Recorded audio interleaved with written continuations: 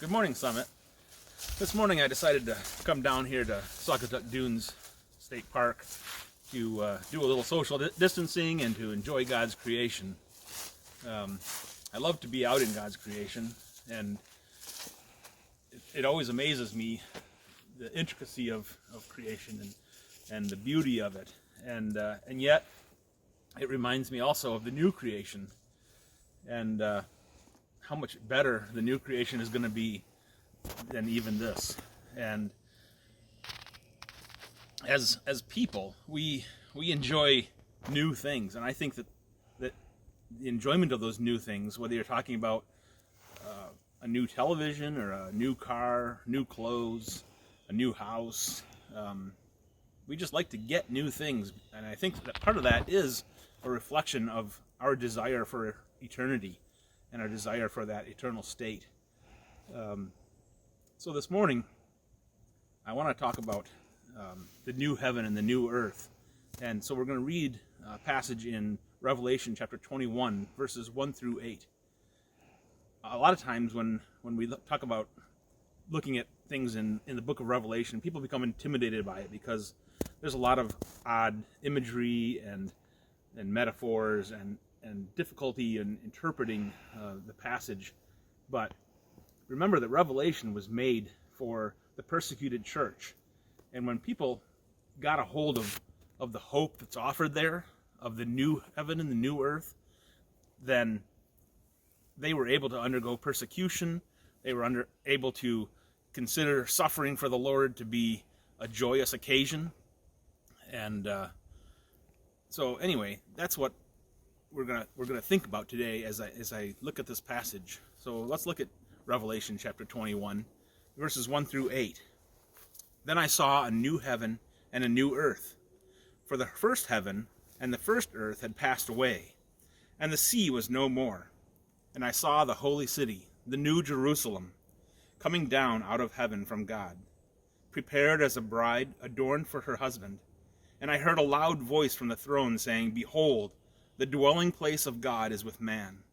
He will dwell with them, and they will be his people, and God himself will be with them as their God. He will wipe away every tear from their eyes, and death shall be no more. Neither shall there be mourning, nor crying, nor pain any more, for the former things have passed away." And he who was seated on the throne said, "Behold, I am making all things new." Also he said, "Write this down, for these words are trustworthy and true." And he said to me, "It is done. I am the Alpha and the Omega, the beginning and the end. To the thirsty, I will give from the spring of the water of life without payment. The one who conquers will have this heritage, and I will be his God, and he will be my son. But as for the cowardly, the faithless, the detestable, as for murderers, the sexually immoral, sorcerers, idolaters, and all liars, their portion will be in the lake that burns with fire and sulfur, which is the second death."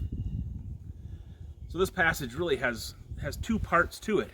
It has the future hope that we have of the new heaven and the new earth, and it has a present hope of newness, a newness of life.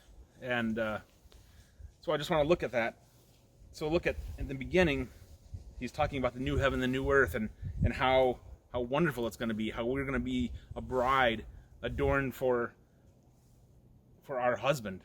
And of course he talks about that he will wipe away every tear, and that the death will be no more. Death has been conquered finally and ultimately. And ultimately, of course, that was done at the cross.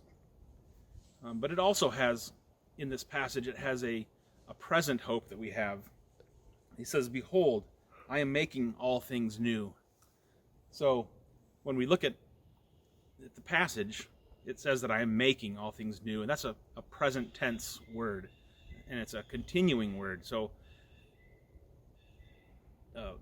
God is making all things new. He's giving us new life, and we have that hope. We have the hope of the future, but we have that hope if we have new life through Christ.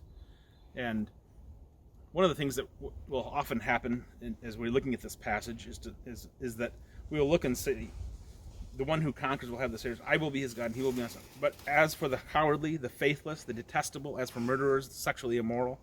So it gives this list of things, of people who will not inherit the kingdom of God.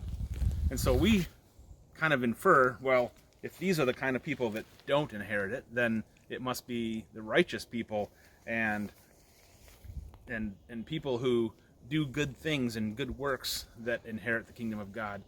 But we know that that's not the case. We know that our justification is by faith. And that's also represented in this passage. He says, I am the Alpha and the Omega, the beginning and the end. He said, it is done. And he says, to the thirsty, I will give from the spring of the water of life without payment. The one who conquers will have this heritage. So it is because we are thirsty that we are able to have this inheritance. So it's important for us to continue to be thirsty for the Lord, to work on our relationship with the Lord. It's not the things that we do. It's not the things that we've done. Those things that we've done, we've all been liars. We've all been sexually immoral. We've all hated in our hearts. We've done those things. But because of what Christ has done, because he has accomplished his work on the cross, and as we are thirsty for him, that's when then we will have this new life. So as we go through today, think about this newness. Think about the great hope that we have. And I hope you have a great day. I hope your thoughts are focused on the Lord today. And I know that for some of us that's easier than for others, but have a blessed day, Summit.